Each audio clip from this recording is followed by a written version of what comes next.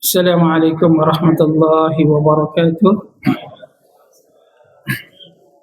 Alhamdulillahi rabbil alamin wassalatu wassalamu ala asyrafil anbiya'i wal mursalin wa ala alihi wa sahbihi ajma'in.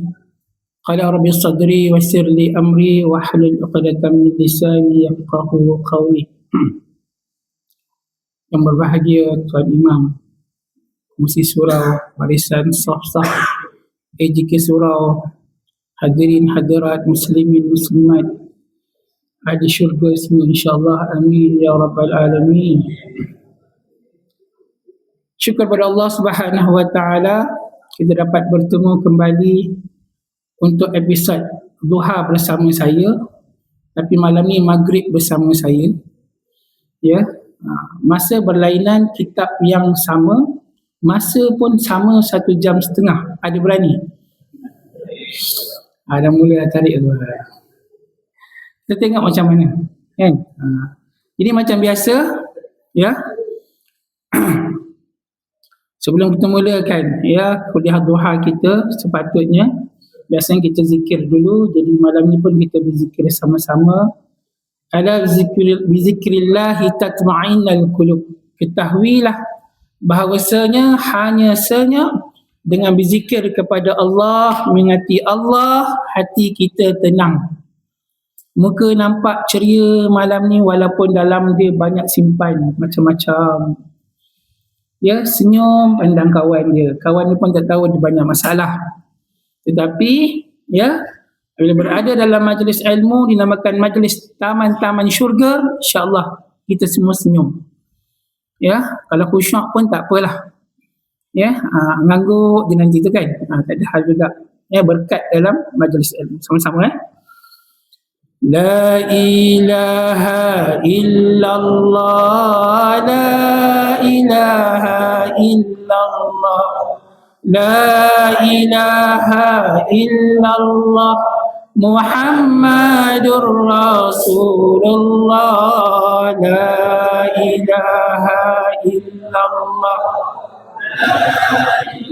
la illallah, la ilaha illallah, Muhammadur Rasulullah, la ilaha illallah, la ilaha illallah, la ilaha illallah, Muhammadur Rasulullah, la ilaha illallah, la illallah, la ilaha illallah, Muhammadur Rasulullah. Ya, alhamdulillah.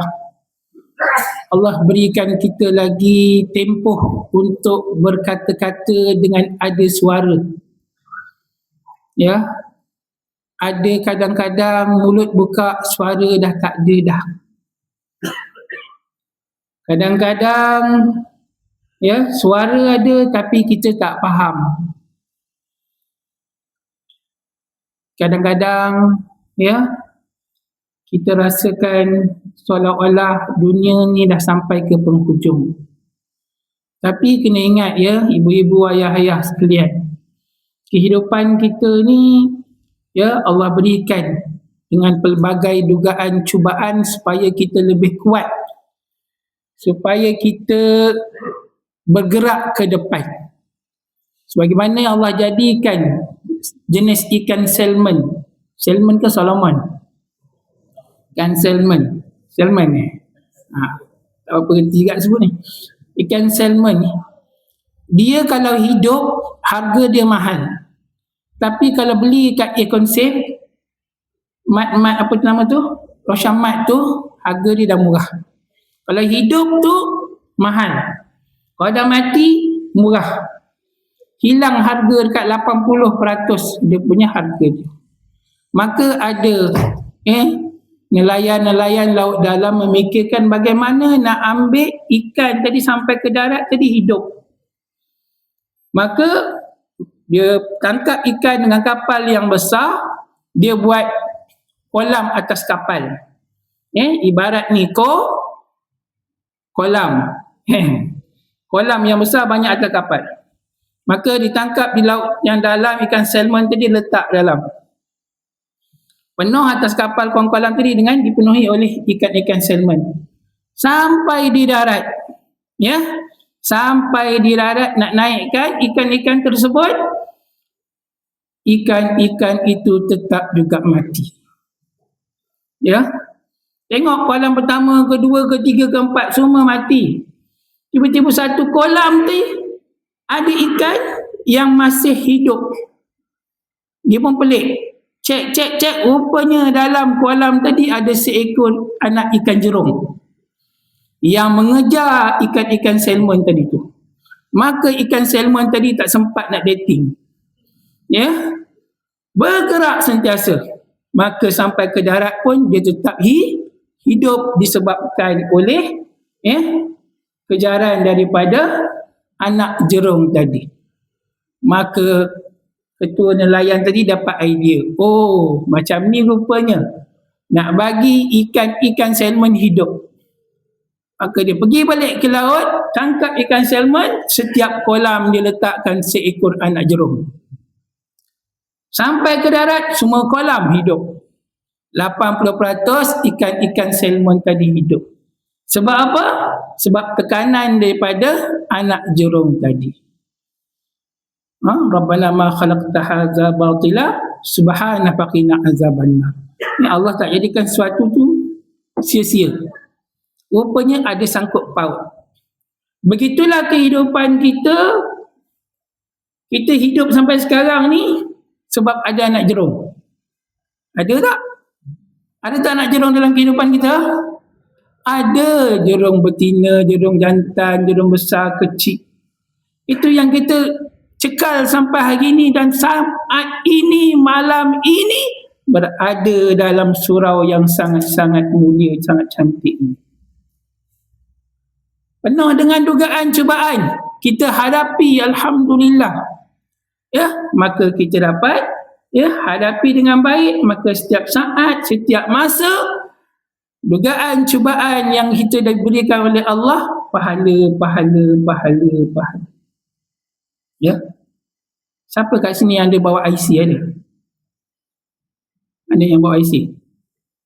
Saya bawa IC kan? Kau jangan naik motor. Ada IC tak, Ustaz? Ada IC, cuba buka IC. Buka motor. Ada yang bawa IC ni? Yang lain? Tak ada? Ada? Ada? Okey. Baiklah kalau tak ada kan. Okey, IC. Ada tarikh lahir tak? Ada tarikh lahir tak? Ada tarikh mati tak? Ada tarikh mati tak? Bayangkan kalau ada tarikh mati. Pergi JPN, tarikh lahir. Abang nak mati bila? Ada borang jadi letak tarikh mati tadi. Masalahnya tak ada, tarikh mati tak ada dekat IC kita tu. Kalau ada, lepak kat Taj Mahal, macam mana kau bila mati? Aku tu lah. Puasa ya Allah. Tahun depan tu, bulan 2 tu. Kan? Valentine Day tu tarikh mati. Kau bila? Ya aku lama lagi. Kan? 2045. Kau syok lah. Saya tu macam mana? Saya apa bumi lah. Kan? Order baru. Order tempat. Tak ada orang kat Taj Mahal tu penuh kat sini 24 jam. Kalau ada, tarikh mati tadi. Yang ada tarikh mati dekat lesen. Ustaz dah tengok belum? Itu yang ada tu pun kadang-kadang kita lupa. Betapa rahmat kasih sayangnya Allah tak bagi tahu kita mati bila. Cuma kadang-kadang kalau sakit kritikal sangat, doktor bagi tahu kalau tak lama dah. Kan? Tapi dia tak boleh bagi tarikh yang tepat. Itu tanda kasih dan sayangnya Allah kepada hamba dia.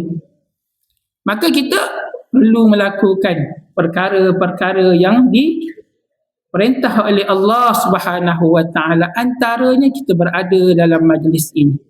Ya, baiklah. Ya, kita akan buka kitab yang pertama. Pengajian kita yang pertama ialah berkenaan dengan surah Yasin. Ya. Ayat yang ke-11, ayat yang ke-12. Ibu-ibu.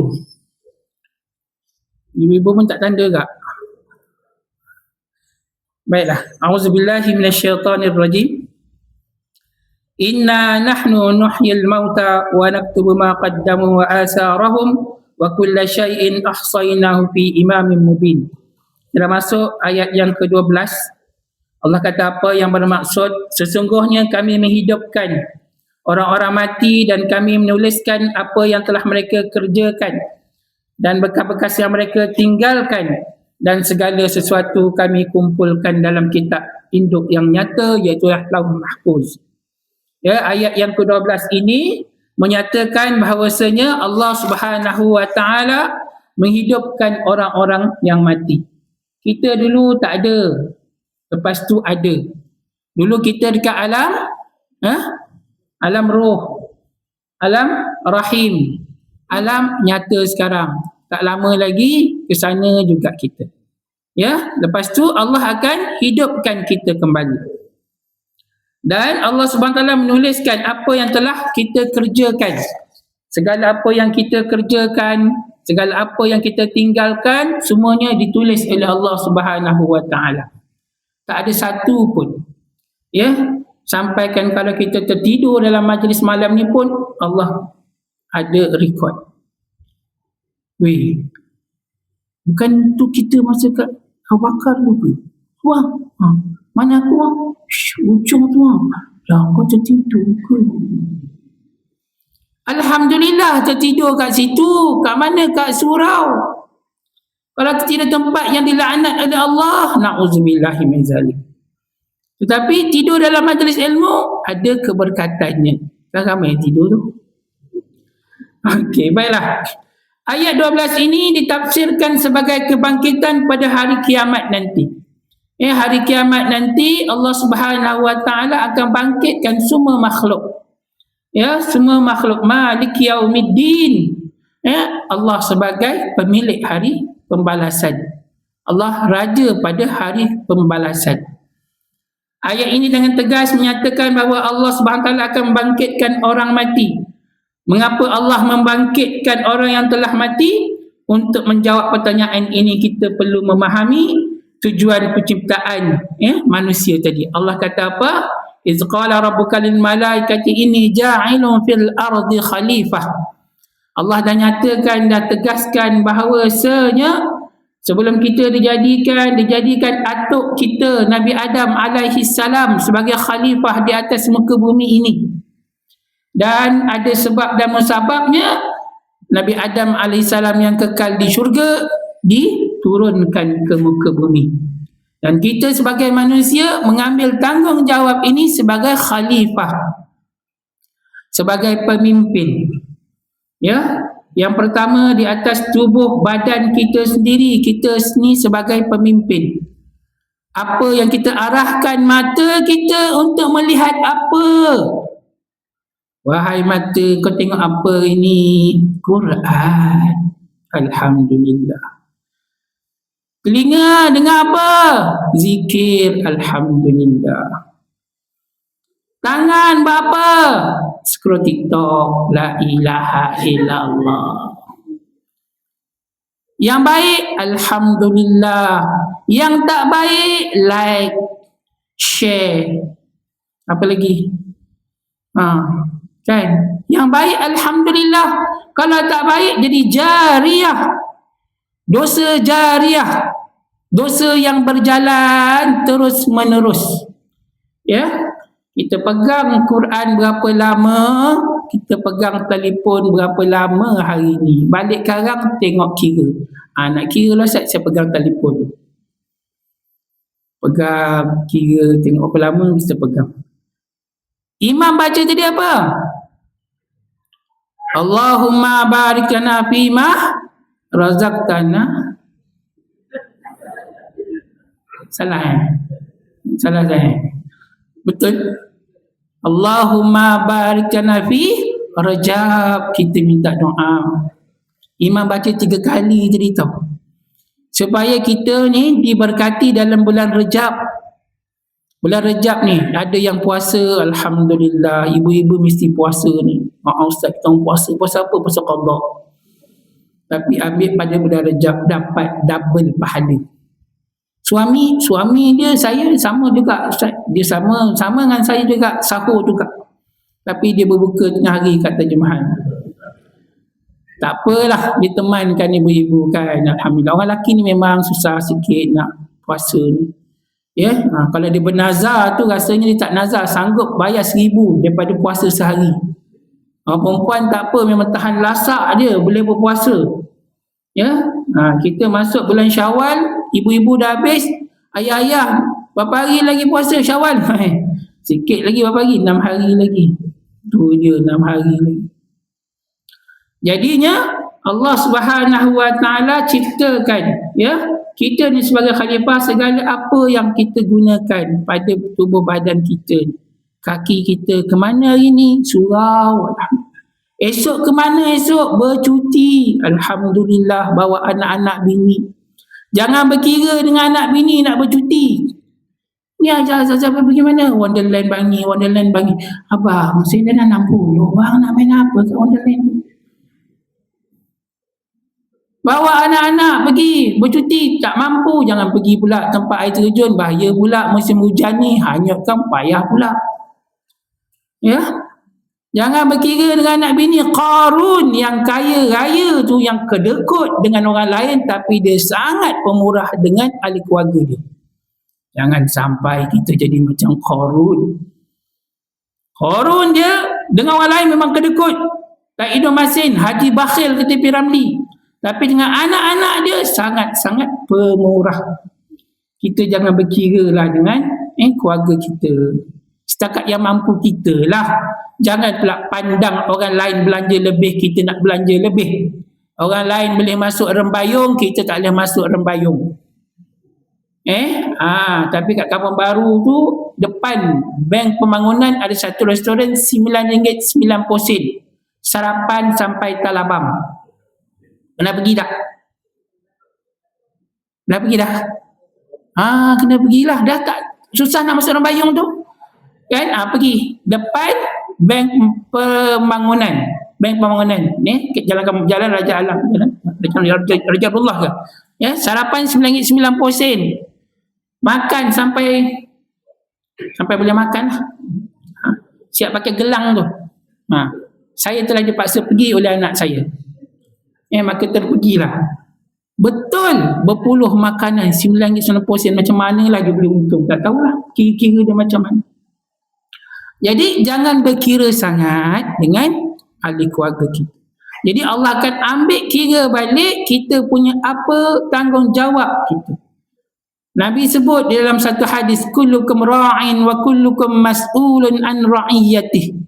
Setiap daripada kamu adalah pemimpin dan kamu akan dipertanyakan apa yang kamu pimpin. Sebagai suami akan dipertanggungjawabkan sebagai suami.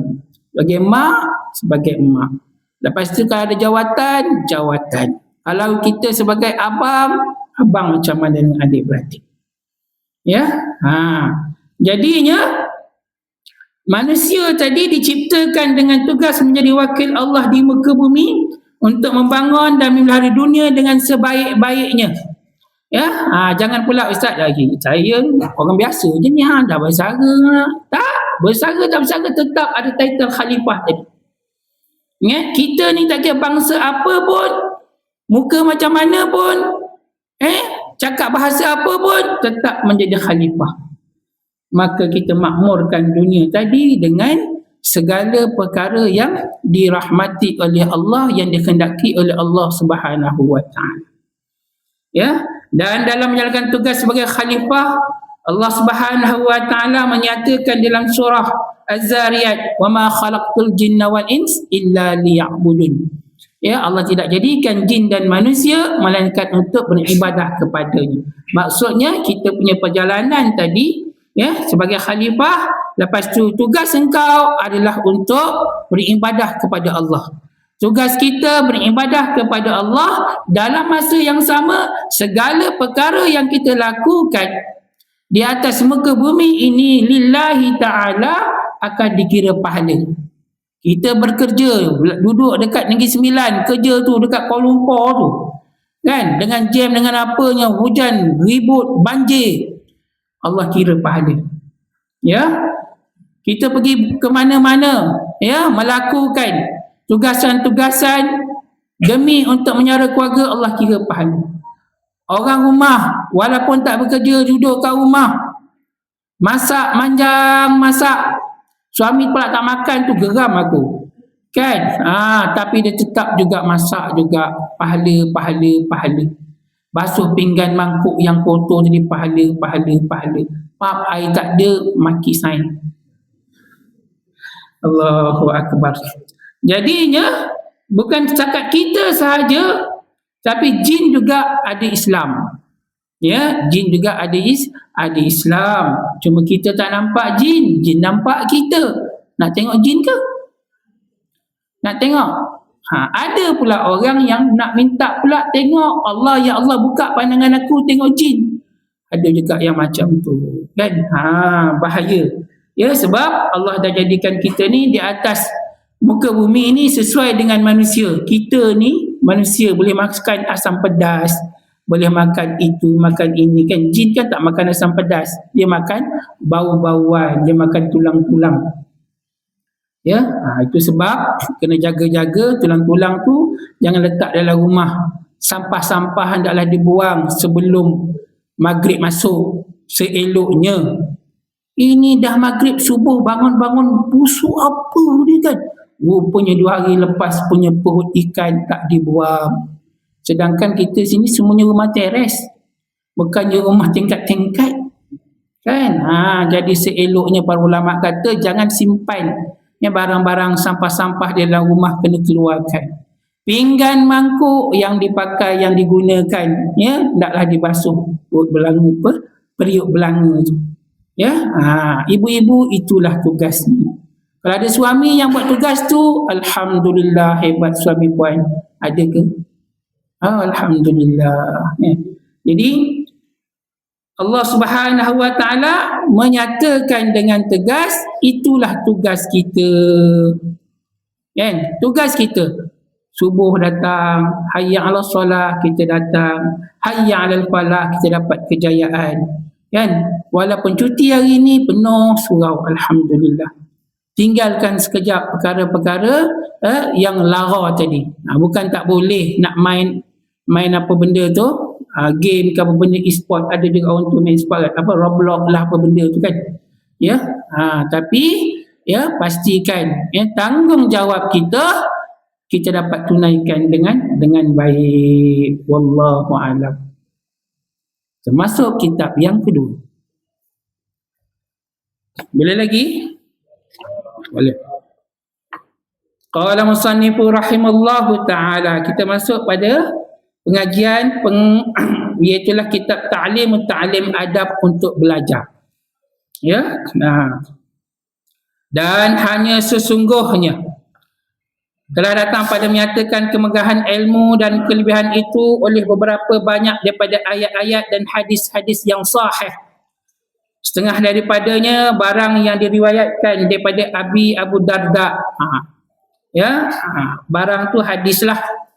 Bahwasanya telah bersabda Nabi SAW, "Man salaka tariqan yatlubu fihi ilma, salaqallahu bihi tariqan min turukil jannah. Wa innal malaikah la tad'u ajnihataha ridan li talibil ilmi.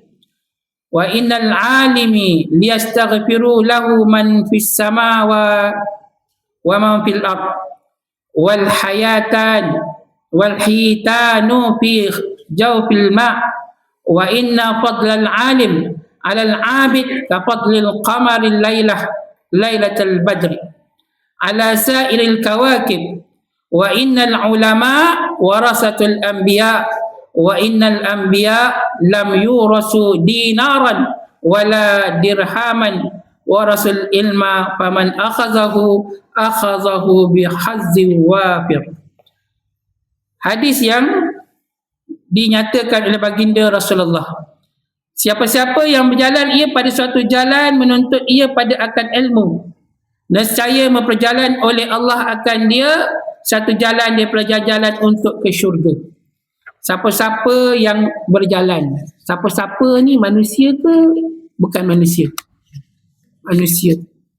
Maksudnya kita lah. Kita ni ya berjalan malam ni semata-mata nak menuntut ilmu. Ya, hujan lebat jadi. Kenapalah tak hujan lagi kan? Berhenti pula kena pergi surau. Kalau hujan je tak payah pergi surau, ada alasan. Kita kata tiba-tiba pap kering.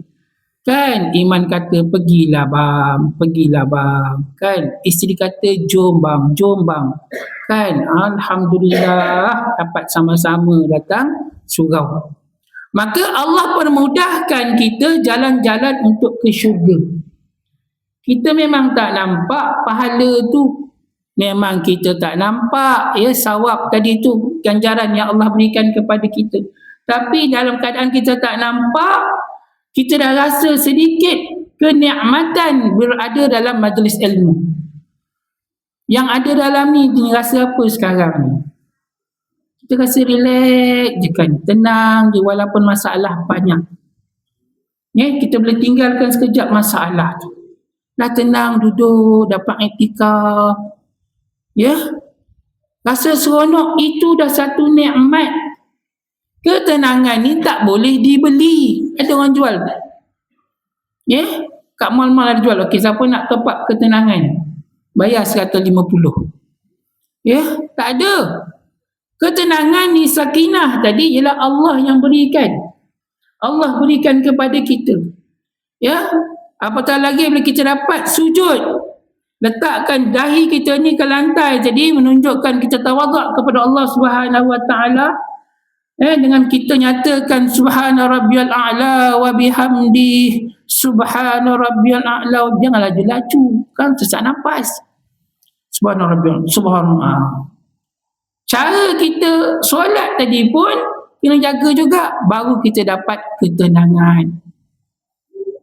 Baru kita akan dapat maghfirah daripada Allah Subhanahu Wa Taala. Tak nampak, memang tak nampak mana jalan syurganya, tak nampak, memang tak nampak. Hakikatnya tadi apabila kita berada di sini, Allah tak letak kita berada di tempat yang lara tadi, bermakna Allah pilih kita. Kita ada pilihan nak jadi baik ataupun tidak. Jangan pula nak mempertikaikan takdir Allah, nak buat macam mana, dah takdir Allah tak nampak surau. Rumah tepi surau tak nampak.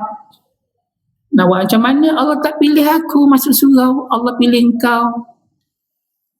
Ada yang menyatakan bahawasanya dia takdir dia buruk memanjang. Tapi dia tak nak pula naik kereta sorong, beli juga EV. Ada pula pemikiran nak naik kereta mewah. Kenapa boleh buat pilihan? Makan pula nak sedap, bini pula nak ramat.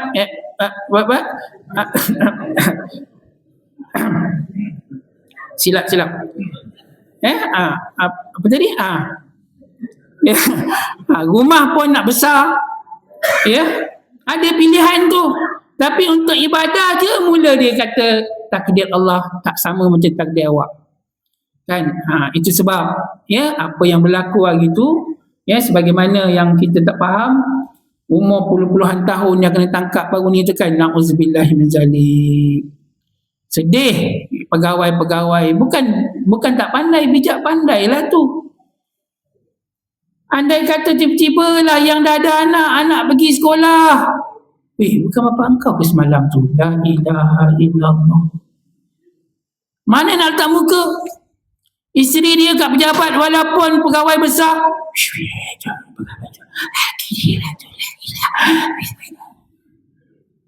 bini dia tak akan kerja dah. Itu sebab perkara-perkara yang macam tadi Allah kata perkara yang sangat menjijikkan. Bukan malu, dia menjijikkan. Dan ada pula pihak yang cuba nak normalisasikan. Allahu Akbar. Kenapa ceroboh tempat peribadi? Allahu Akbar. Hajar. Benda mungkar kita kena cegah. Walaupun tempat peribadi, ada yang berkuasa, dia layak untuk mencegah. Ya, zaman kita ni kalau dinormalisasikan ni zaman anak-anak kita ni yang kecil-kecil 10 tahun 15 tahun akan datang, kalau tak dibendung, diorang nak jawab macam mana. Yang kita sekarang yang gagah perkasa ni pun sekadar bincang di Taj Mahal lagi, ada restoran lain tak, aku tak tahu. Promosi pula Taj Mahal kan dapat ditarik free pula kan, bincang Allah. Tapi kita tak boleh buat apa. Bagaimana anak cucu kita nanti? Ya. Baru ni Nancy apa benda tu, Menteri LPKP benda disebut 16,000 ya, tahu berapa tahun saja anak luar nikah. Bagaimana jadi untuk kita jaga anak cucu kita? Ya, dalam masa yang sama ya, walaupun kita tak ada kuasa, tapi dalam masa yang sama kita pastikan anak cucu kita, keluarga kita mendapat ilmu. Alhamdulillah. Ya, bawa anak datang surau. Tak ada masalah. Bawa anak datang surau. Anak lompat-lompat ustaz, orang marah. Kan? Biasalah anak-anak lompat. Kalau Pak Imam melompat baru luar biasa.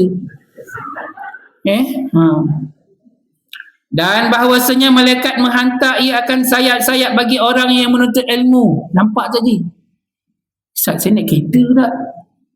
Kan? Nampak tak sayap malaikat tadi? Seolah-olahnya macam tu. Ya? Kita maksudnya dirahmati oleh para malaikat mendoakan kita tadinya yang nak sampaikan surah Abbas tadi. Jangan pula keluar rumah. Nampak pun Ustaz kata nanti. Kan? Ya? Nak ceritanya sampai tahap macam tu, orang yang menuntut ilmu tadi diraikan oleh Allah Subhanahu Wa Taala. Dan bahawasanya orang yang alim itu minta ampun baginya oleh mereka yang berada di 7 petala langit dan bumi. Kita ni, orang yang nak belajar ni, lepas belajar kan jadi pandai. Pandai itu dinamakan alim. Maka kita ni didoakan oleh siapa?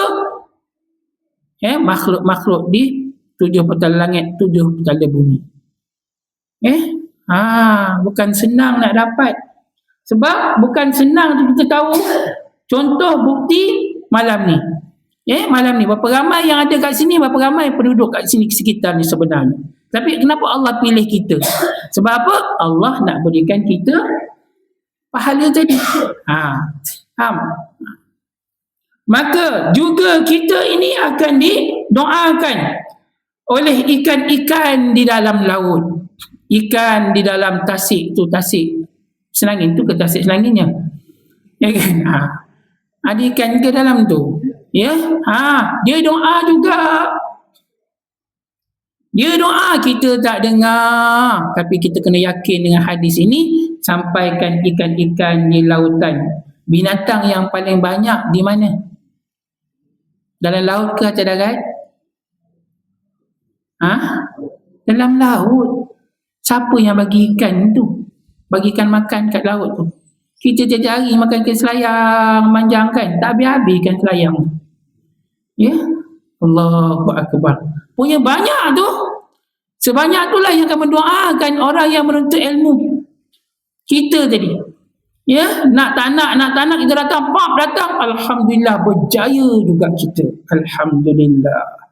Dan kita kena ingat, ya, kejayaan kita dapat masuk ke tempat menuntut ilmu dalam surau ni, kena ingat, la hawla wala quwwata illa billahil aliyyil azim. Itu pun kena yakin. Ya, Allah berikan kita kekuatan, ya, semua dengan izin Allah Subhanahu Wa Taala. Ya, dan kita jangan sombong pula, selfie pula kat tepi tu dan kan dapat kuliah. Ya, buat ayat-ayat yang power-power sikit. Kalau kita kuat iman tak apa, menyebabkan orang ikut apa yang kita buat. Kalau tak kuat iman, bahaya. Kan? Kalau kita kuat iman, alhamdulillah, kita boleh kan tangkap gambar kita ada kat tepi surau. Maknanya apa? kita kat surau. Kan ada orang tangkap gambar kan? Ada orang tangkap gambar cermin jamban. Bermakna apa? Di dalam jamban. Ada orang yang macam tu. Jadi kalau kita tunjukkan tadi semata-mata nak berdakwah, saya nak tulis tak apa reti, pandai selfie je. Kita buat angle sana, angle sini kan, menyebabkan orang tu cantik ni surau ni. Ya, macam pengurusi surau setiap kali majlis ilmu dia tangkap gambar, post. Ada yang tengok scroll, ada yang tengok, bang, kita bila lagi nak duduk tepi ni bang. Ada keluarga yang tengok kan, dia berhati tengok setiap kali ada waktu, ada lepas tu ya, pengurusi post gambar-gambar tu kan, tengok. Yang suami ni pula bila nak lepak ni bawah situ minum kopi. Maksudnya itu satu dakwah juga. Ya. Memang kita tengok, kalau kita yang datang ni kita tengok, tapi orang yang tak datang tadi di sudut jauh hati dia pun nak sampai ke sini. Dan kalau dia sampai ke sini, jangan pula kita pula yang geng surau. Ada lagi kau. Kadang-kadang ada ya. Ada yang tanya, lama tak nampak ni kau. Ayat dengan kadang macam ada sikit lah kan. Kena pula kalau orang tu jenis yang biasa kat surau, kalau dia tak datang. Tapi kalau geng-geng yang biasa, tiba-tiba itu tak ada hal. Kalau yang tak biasa, tiba ada ayat-ayat yang tu boleh menyinggung sikit kan. Jadi kalau kita nampak ada jemaah baru, bagi salam cukup. Assalamualaikum, khabar. Jangan lama panjang-panjang sikit, bahaya. Kadang ayat-ayat kita ni kadang-kadang tersilap. Kita tadi nak bagi lain, dia faham lain. Balik rumah dia kata tu lah, nak pergi surau tu orang surau pun toksik. Kan? Kalau masuk pula geng-geng perempuan pula, kacipnya dia. Ibu-ibu tahu ke kacip? Tak tahu je. Ni anak-anak Gen Z ni kacip-kacip ni. Kan? Dan bahawasanya kelebihan yang orang alim atas orang yang jahil itu seperti kelebihan bulan pada malam penuh purnama atas sekalian bintang-bintang. Bila kita dapat ilmu, belajar sikit-sikit, lama-lama jadi bukit. Katanya orang Arab, qalil-qalil fasara jabal. Sikit-sikit lama-lama jadi bukit. Kita dapat bertambah-tambah ilmu, maka kita punya martabat tadi seolah-olah seperti bulan purnama. Cahaya kita dapat ilmu tu. Seolah-olah macam tu. Lagi terang benderang daripada bintang-bintang. Jadi semuanya disebabkan kita menuntut ilmu. Maka pengarang kitab ni dalam kitab ni lagi kata apa? Dan bahawasanya orang-orang alim itu adalah waris bagi para nabi. Maka kalau kita jadi alim, orang alim, maka kita ni adalah mewarisi para nabi. Kita alim bahagia, kita alim ilmu-ilmu sebagai warisan para nabi. Kita boleh sampaikan sedikit-sedikit kita punya ilmu kepada orang yang tak datang. Kita ni dah jadi macam waris nabi. Sebab apa? Nabi bahawasanya nabi-nabi tiada membusai mereka itu akan dinar dan tiada pula dirham. Para nabi tak tinggalkan duit, harta benda, tapi dia tinggalkan ilmu, dia tinggalkan dakwah. Jadi kita kena ambil kerja dakwah ni, walaupun kita tak pergi jauh, tapi kita berdakwah di sekitar kita. Dan yang paling penting, ahli keluarga kita. Qu anfusakum wa ahlikum nara. Jangan kita saja jaga solat, keluarga kita tak jaga solat. Kita solat, isteri tak solat. Isteri solat, suami tak solat. Suami solat, anak cucu tak solat. Sampai bila kita nak biarkan? Tak boleh Ustaz, zaman sekarang Gen Z cakap-cakap dia lari rumah. Tetap kena cakap. Tapi bagaimana cara kita cakap? Skill communication kita dengan anak-anak Gen Z sekarang ni berbeza dengan kita dulu dengan mak ayah kita. Mak ayah kita tak ada skill communication. Arwah ayah saya tak solat subuh, dia angkat TV, dia campak dalam parit. Arwah ayah saya. Ya. Dia campak, dia ambil hammer, dia ketuk TV, pecah. Tapi TV tu semua tak beli. Ya, walaupun tak beli, zaman tu tahun 80-an nak dapat TV susah. Kebetulan arwah abang saya dia pandai baiki TV. Orang buang dia ambil baki-baki elok. Bersepah TV. Maka setiap kali solat subuh lambat, ayah campak. Campak TV. Ketuk TV. Ya, yang masa zaman TV-nya TV 3 tahun 83 tu. Ya, yang pakai buka MCQrium tu kan. Kan senang dah dapat zaman tu TV. Jadi abang saya pandai baiki, tapi setiap bulan pecah TV. Sampai macam tu. Orang dulu, itu yang kita jadi macam ni. Betul? Ya? Sekarang kita baru nak angkat tangan. Kena pula guru-guru, kena sispa lah, apa, papa lah. Nak tegur anak-anak, tak boleh. Nak marah anak murid, tak boleh. Kejap kena dakwaan sana, dakwaan sini. Allahu Akbar. Saya dulu, saya cakap awal-awal majlis perjumpaan yang beberapa PIBG, biasa saya jadi pengerusi, penutup saya cakap penutup, saya minta izin dengan mak bapak, saya nak rotan anak tuan-tuan, ibu-ibu, kalau tak ikut peraturan. Tu salah seorang tu, parent tu, tu cik apa tu, anak dia semua anak murid saya. Itu saya tanya, ada mak bapak yang tak setuju saya rotan? Seorang pun tak bangun. Okey tu. Ya, sembahyang jemaat pegang rotan. Tunjuk dekat anak-anak tadi. Bukan kita rotan, kita pegang rotan. Jadi bukan kita rotan.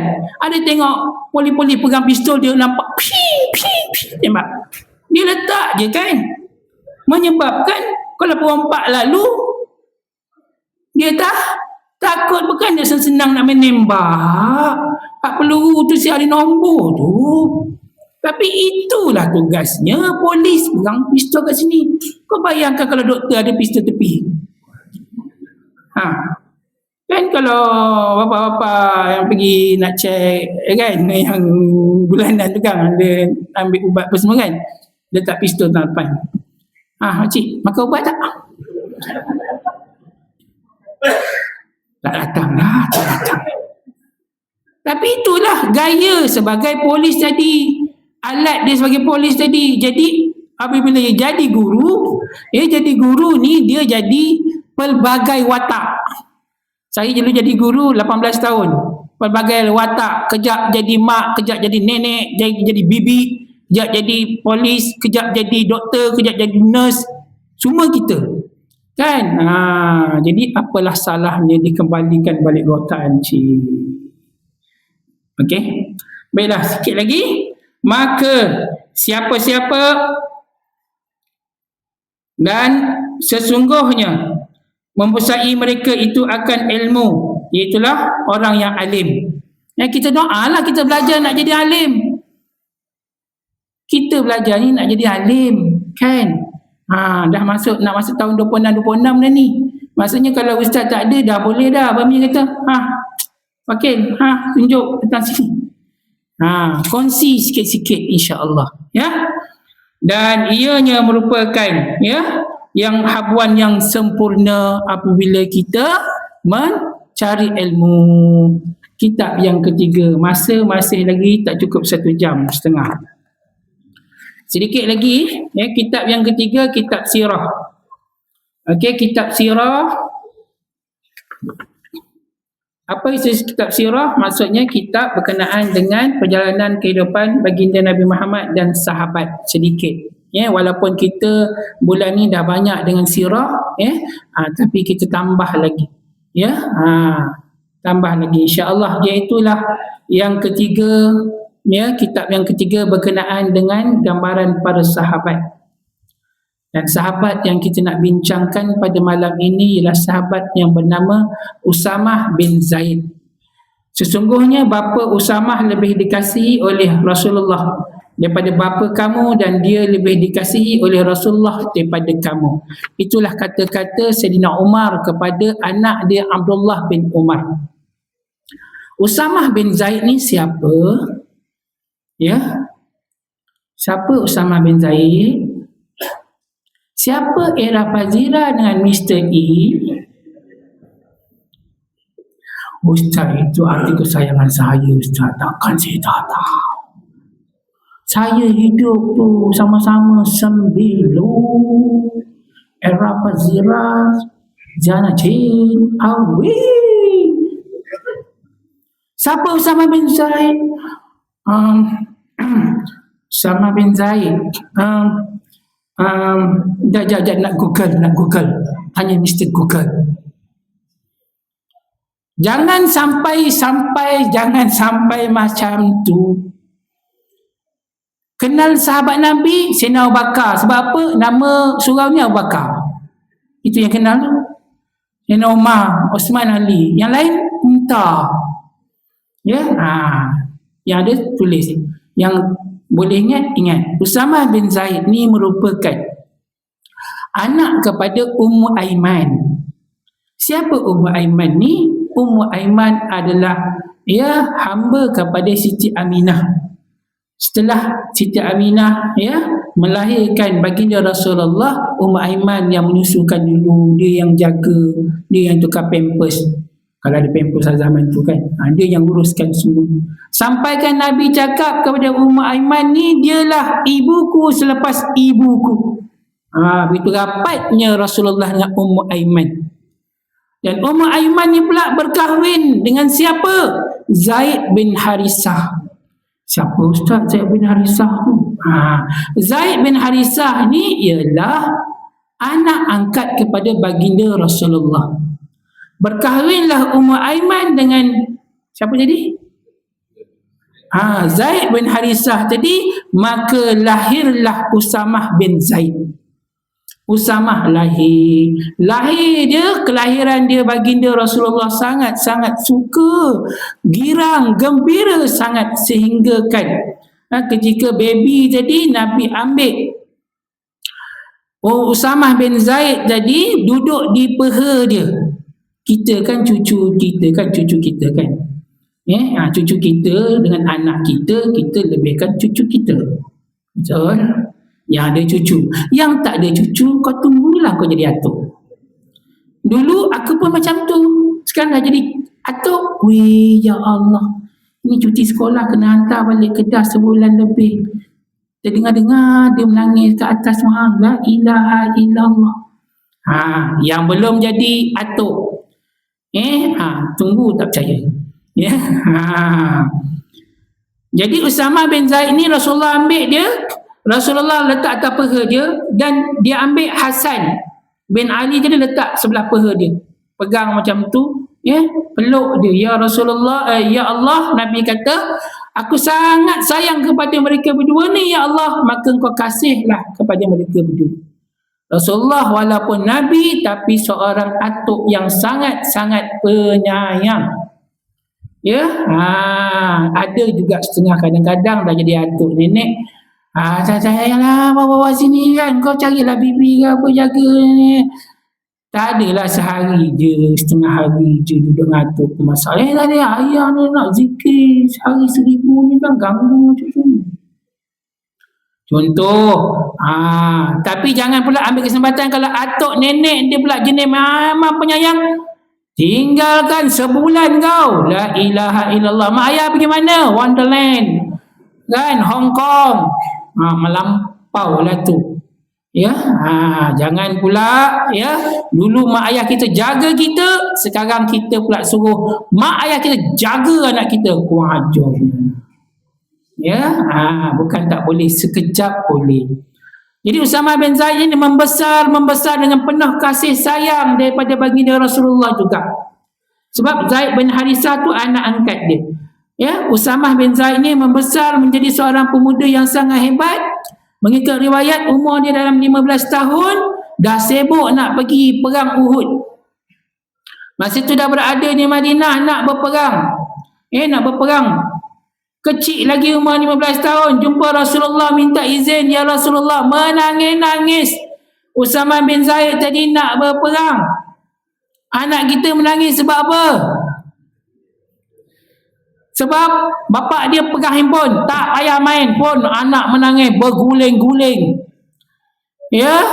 Anak kita berguling-guling sebab tak boleh main game. Ayah sekarang dah cuti sekolah, ayah kena bagi ya. Tak boleh. Berguling-guling ayah kita. Ayah kita pula. Berguling-guling anak kita dekat ayah dia. Lepas tu dia jumpa mama dia. Mama, cik. Kan? Mama cute lah hari ni. Kan? Apa yang Alang boleh tolong ni?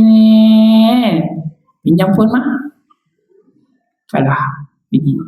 Kita terbalik ayah buat yang senang ikutlah.